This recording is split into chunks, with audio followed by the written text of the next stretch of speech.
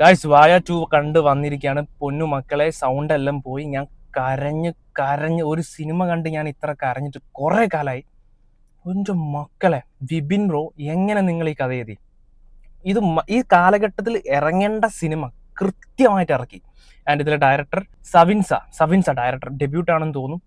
പൊളി. ഇതിലെ all department അതൊക്കെ അവിടെ നിൽക്കട്ടെ. പറയേണ്ട മെയിൻ കാര്യങ്ങൾ, ഈ സിനിമ പാരൻസ് ആയിക്കോട്ടെ, ടീച്ചേഴ്സ് ആയിക്കോട്ടെ, കുട്ടികളായിക്കോട്ടെ, ഫ്രണ്ട്സ്, ഫാമിലി എല്ലാവരും must watch in theatre.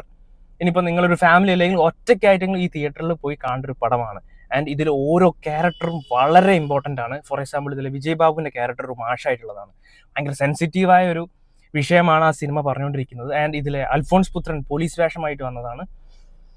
Man, second ഹാഫിൽ പുള്ളീൻ്റെ ഒരു ക്ലാസ് ഉണ്ട്, ഒരു രക്ഷയില്ല. പുള്ളി തകർത്തു, അടിപൊളി. ആൻഡ് ഇതിൽ അഭിനയിച്ചിരിക്കുന്ന ഹാഷിർ, അജിൻ, വിനായകൻ പറയാതിരിക്കാൻ വയ്യ. ആൻഡ് അജിൻ, എല്ലാവരും, ഈ ഞാൻ വിട്ടുപോയ എല്ലാവരും ഒരു രക്ഷയില്ല. മസ്റ്റ് വാച്ച് ഇൻ തിയേറ്റർ പോയി കാണുക, അടിച്ചു പൊളിക്കുക.